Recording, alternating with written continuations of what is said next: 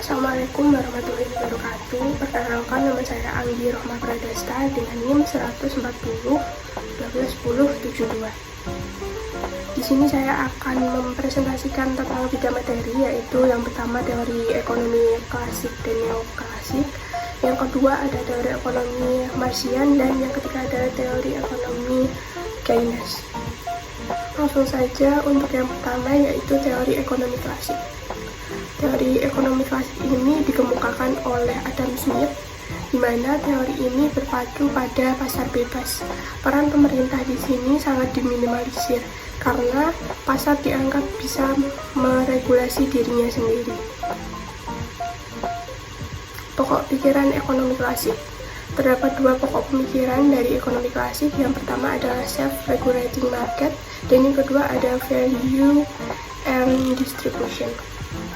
Self-regulation market, yaitu pasar berhak mengatur regulasinya sendiri tanpa campur tangan pemerintah, yang pada artinya pasar dapat meregulasi dirinya sendiri tanpa ikut campur dari pemerintah. Apabila pasar sedang mengalami ketidakstabilan, maka pasar sendiri yang akan menangani hal tersebut.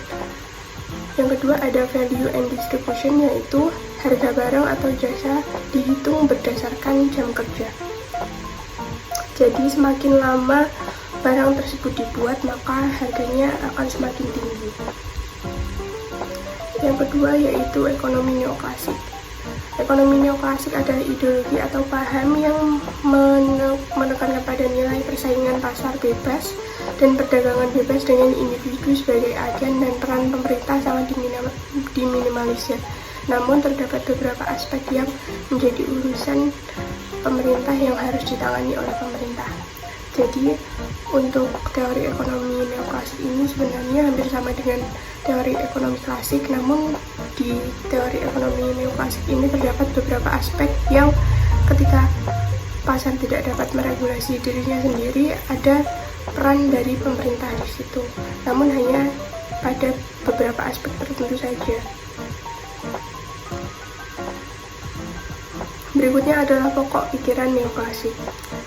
Pokok pikiran neoklasik yang pertama ada individu merupakan closing agent. Yang kedua ada harga dipengaruhi oleh jumlah permintaan dan penawaran pasar. Yang ketiga adalah situasi scarcity atau kelangkaan ketersediaan sumber bahan pokok untuk memenuhi kebutuhan. Yang keempat adalah maksimalisasi perilaku agen dengan upah yang fleksibel. Jadi terdapat beberapa pokok pikiran di sini, seperti harga dipengaruhi oleh permintaan dan penawaran. Jadi semakin banyak permintaan dan penawaran yang semakin tinggi, maka harga barang tersebut akan semakin tinggi juga. Perbedaan klasik dan neoklasik. Terdapat perbedaan antara klasik dan neoklasik. Di antaranya yaitu untuk perbedaan dari klasik sendiri, klasik menentukan harga barang dipengaruhi oleh lamanya jam kerja atau produksi barang.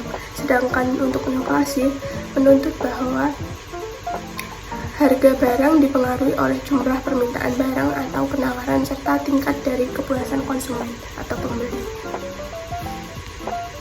Untuk berikutnya adalah teori ekonomi Marxisme. Teori ekonomi Marxisme ini dikemukakan oleh Karl Marx sebagai bentuk dari ketidaksepakatannya terhadap ekonomi kapitalis.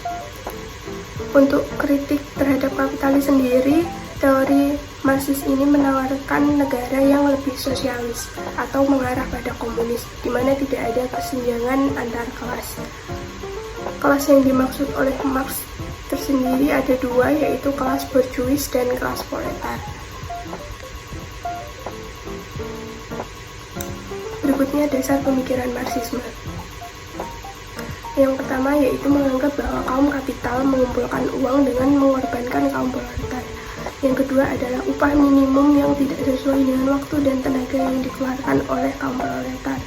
Yang ketiga adanya kepemilikan pribadi yang dikuasai oleh kaum si kaya atau kaum borjuis. Berikutnya adalah dasar pemikiran Marxis. Dasar pemikiran Marxis yang pertama akan adanya pemberontakan kaum proletar untuk menuntut keadilan. Yang kedua, adanya pergantian dari sistem kapitalis ke dalam sistem komunis. Jadi Marx menganggap bahwa jika kaum proletar terus ditindas, maka suatu saat kaum proletar juga akan menuntut keadilannya. Dan yang kemudian yaitu pengertian dari kapitalis ke komunis, agar tidak ada kelas di dalam masyarakat, yaitu kelas bourgeois dan kelas proletar tadi. Jadi Marx menuntut adanya penghilangan sistem kapitalis dan diganti kepada sistem komunis. Yang ketiga adalah teori ekonomi Keynesian. Pemikiran Keynes menganggap bahwa pemerintah hanya dapat mengintervensi pasar apabila terjadi krisis atau depresi ekonomi dalam negara. Maksud intervensi tersebut ditujukan untuk menjaga kestabilan ekonomi dalam negara serta agar ekonomi dalam negara tersebut dapat berkembang. Jadi poin pada teori Keynesian ini yaitu pasar dapat melakukan regulasinya sendiri, namun ketika terjadi sebuah krisis dalam satu negara, maka di situ adalah peran pemerintah yang sangat penting untuk meregulasi pasar tersebut. Bentuk intervensi pemerintah. Bentuk intervensi pemerintah terdapat menjadi dua, yaitu kebijakan fiskal dan kebijakan moneter. Dalam kebijakan fiskal, contohnya seperti kebijakan pajak dan ketetapan peraturan dalam pemerintahan seperti APBN dan undang-undang. Untuk kebijakan moneter, yaitu mengenai keuangan seperti pembatasan uang beredar dan jumlah produksi uang. Sekian presentasi dari saya, mungkin hanya itu yang bisa saya sampaikan. Kurang lebihnya mohon maaf. Terima kasih. Assalamualaikum warahmatullahi wabarakatuh.